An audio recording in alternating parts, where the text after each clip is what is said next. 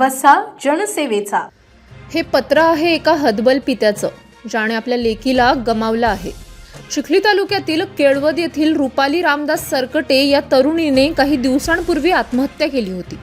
या आत्महत्येला पटोदा येथील तन्मय विजय गवई हा जबाबदार असल्याचा आरोप तिचे वडील रामदास दामोदर सरकटे यांनी केला आहे।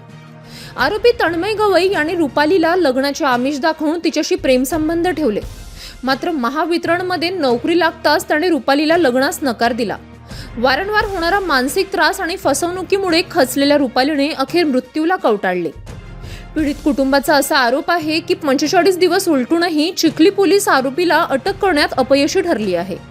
आरोपी उजड माथ्याने फिरत असून पोलीस विचारणा केली असता उडवाउडवीचे उत्तर देत असल्याचा खळबळजनक दावा या निवेदनात करण्यात आला आहे। न्याय मिळत नसल्याने संतापलेल्या सरकटे कुटुंबियांनी आता थेट जिल्हाधिकारी कार्यालयाचे दरवाजे ठोठावले आहेत। 6 मार्च 2026 पासून पीडितेचे वडील आणि इतर नातेवाईक जिल्हाधिकारी कार्यालयासमोर आमरण उपोषणाला बसले आहेत। आरोपीला तातडीने अटक करून कठोर शिक्षा व्हावी हीच त्यांची प्रमुख मागणी आहे। माझं नाव गौरव रामदास सरकटे, मयत रुपाली रामदास सरकटे तिचा भाऊ आहे। हे वडील आहेत, आई आहे, आम्ही 3 जण उपोषणाला बसलो। आरोपी अजून फरार आहे 1.5 महिन्यापासून। पोलीस प्रशासन बरोबर याच्यात दखल घेत नाही। 1.5 महिना झाला अजून त्याला अटक नाही। इथल्या 2 बेल कॅन्सल झाल्या तरी बी त्याला अजून अटक केलं नाही। त्याला अटक करून योग्य ती कायद्याने कारवाई करावी त्याच्यावर। मी रुपालीची आई आहे, मो नाव कविता आहे रामदास सरकटे। माझ्या मुलीचं मागच्या वर्षी लग्न ठरवलं होतं। आता एप्रिल महिन्यात लग्न होतं, या मे महिन्यात लग्न होतं आणि तो नुसता हवा म्हणत गेला। तिला काय टॉर्चर करत होता तो आणि तन्मय विजय गवई आणि तो नोकरी लागला तर त्याची सगळ्याची घरच्याची त्याची मामाची त्याची सगळ्याची नीत बदलली आणि तो पोरीला टॉर्चर करू लागला। तो म्हणला की मी तुझ्या संग लग्न करत नाही, मला मामाची पोरगी करायची। मामाच्या पोरीला मेसेज करू लागला, मामाच्या पोरीला फोटो पाठवू लागला।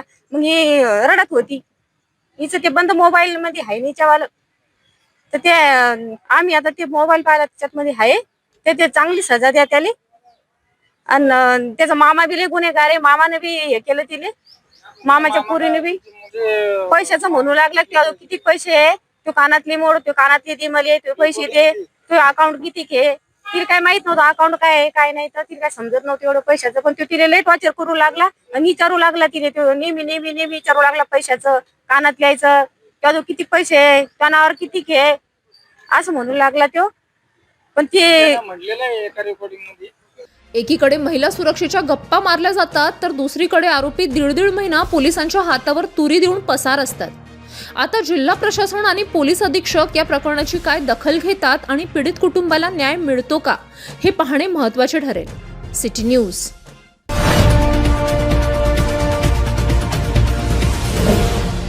सिटी न्यूज वसा जनसेवेचा।